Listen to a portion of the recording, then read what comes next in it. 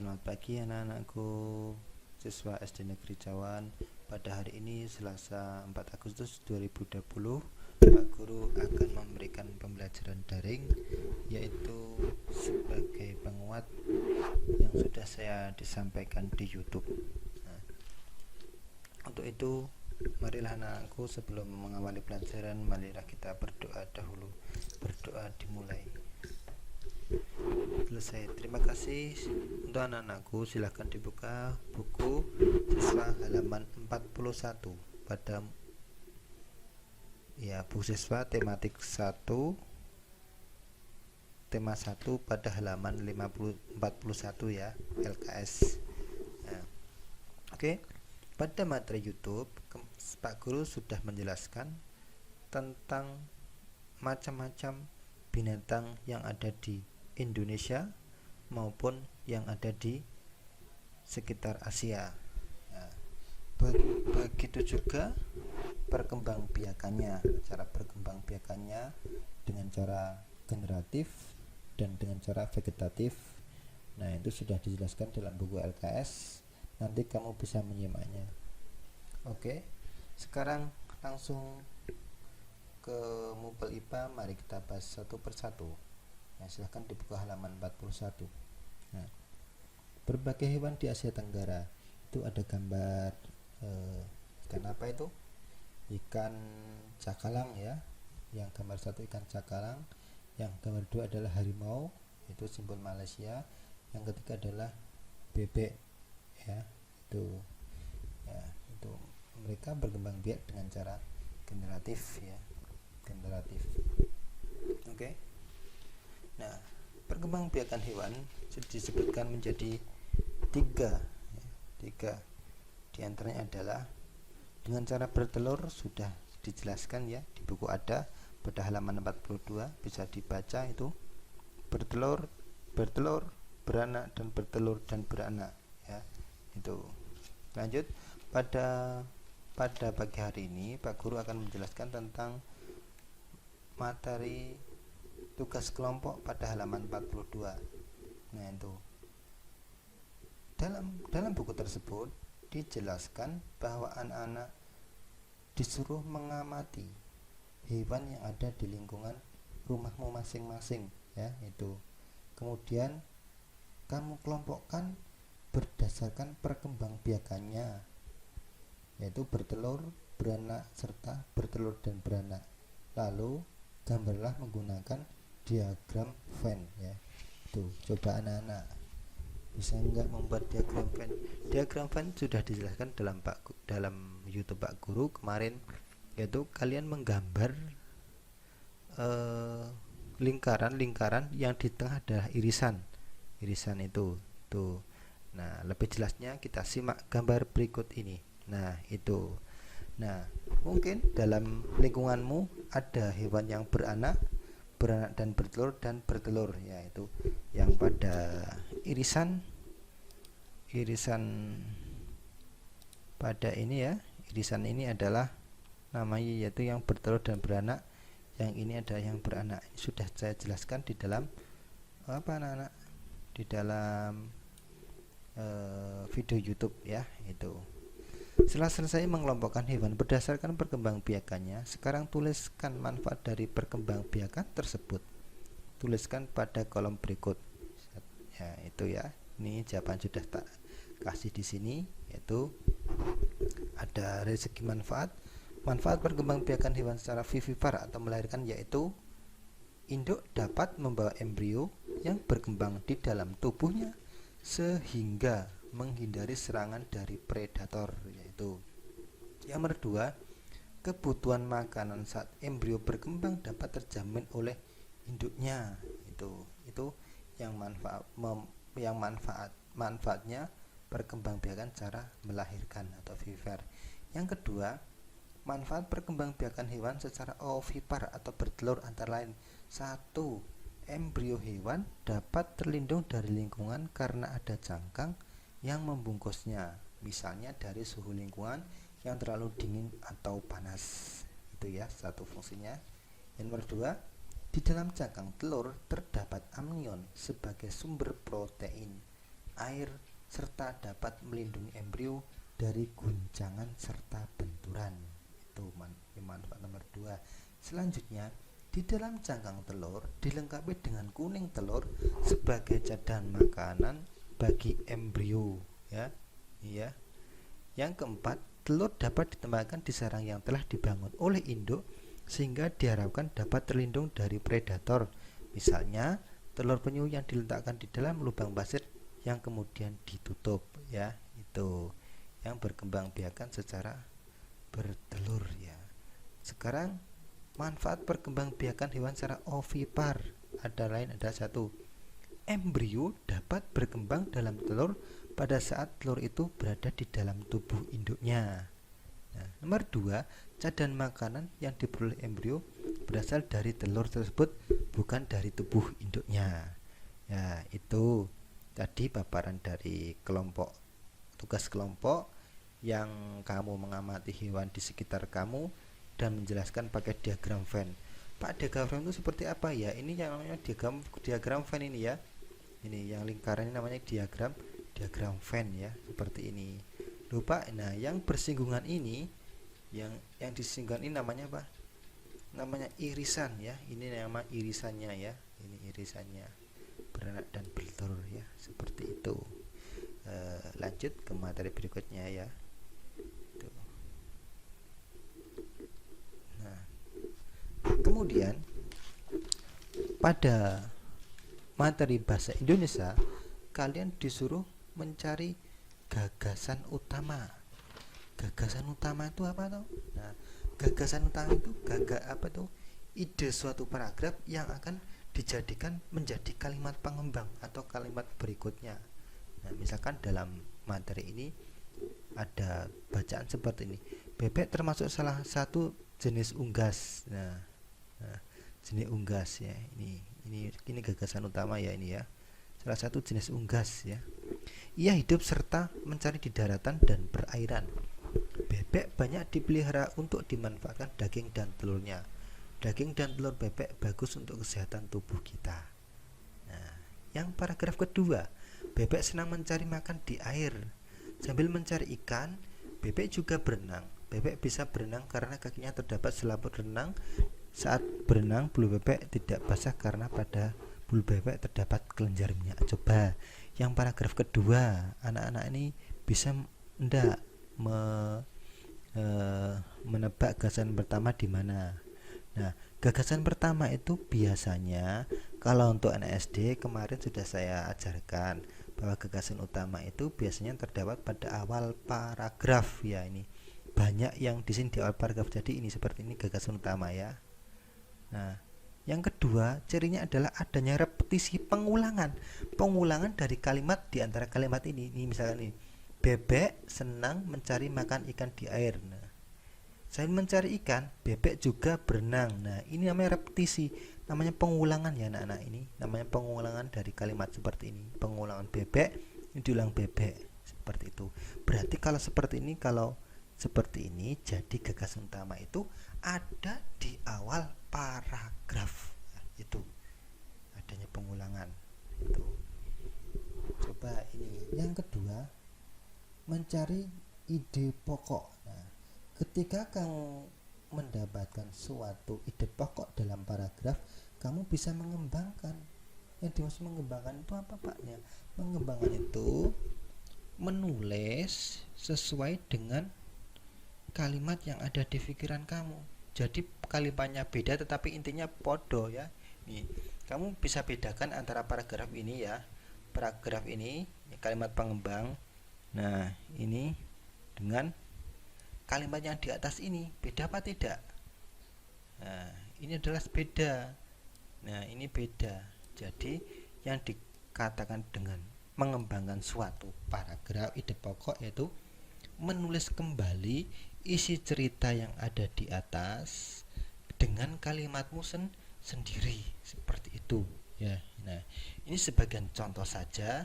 Yang ini ada di halaman, sebentar saya buka dulu, di halaman berapa, ya? Di halaman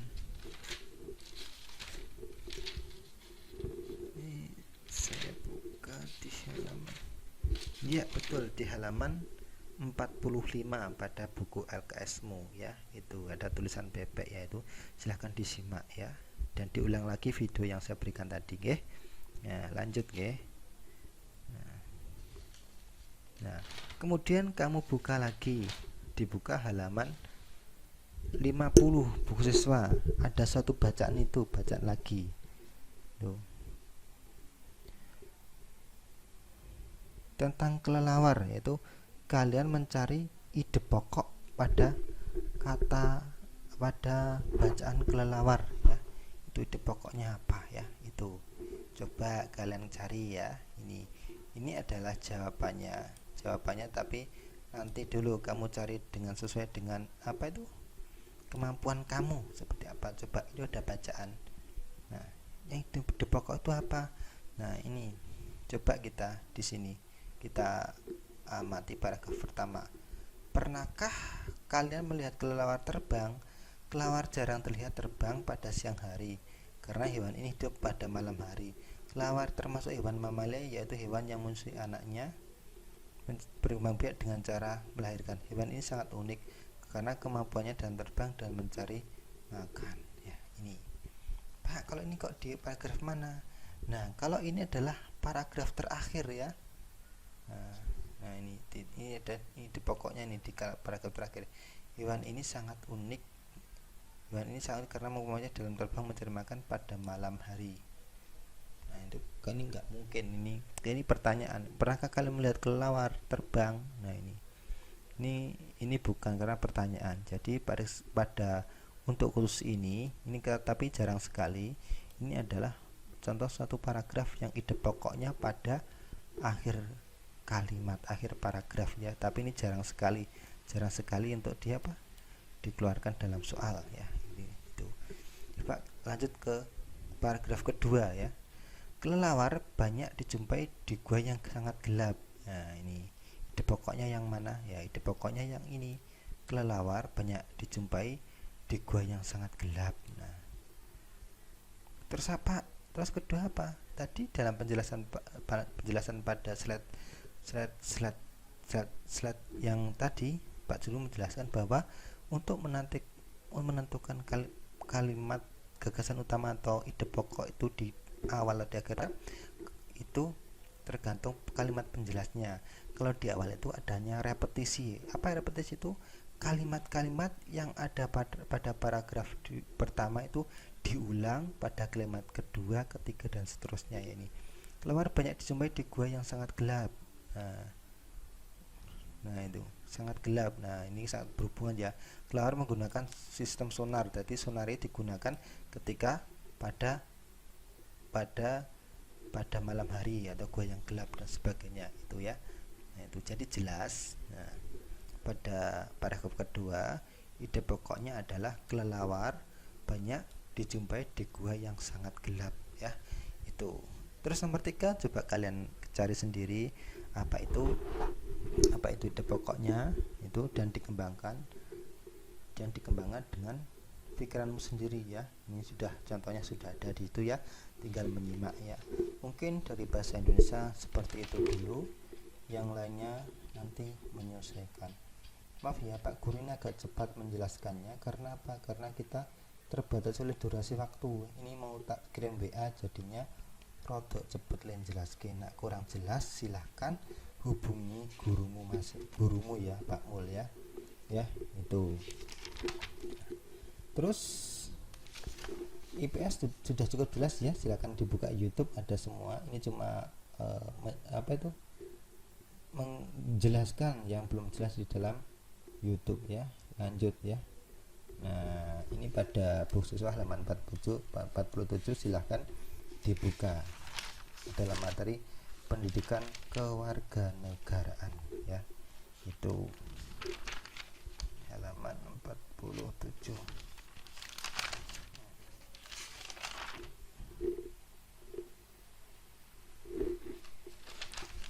Manusia adalah makhluk sosial dan sebagainya. Itu yang dicari adalah pengamalan sila dalam Pancasila yang kamu terapkan dalam kehidupan sehari-hari. Nah, iki Pak Guru tak ndongeng wae. Apa toh pengamalan Pancasila dalam kehidupan sehari-hari? Pertama adalah bermusyawarah untuk mencapai kesepakatan bersama. Nah, itu. Misalnya gini, Pak Guru sudah menjelaskan toh, untuk yang pertama ini dicoba dipahami dulu. Mencapai untuk kesepakatan bersama ini. Pak Guru sudah menjelaskan sebelum pembelajaran daring itu sudah dijadwal ada materinya ada, tapi ada yang usul nggak apa-apa ketika dalam bermusyawarah, usul itu hal yang wajar, tetapi ketika sudah disepakati kesepakatan bersama, maka sebaiknya usulnya itu dipahami dulu, aja takok-takok sih.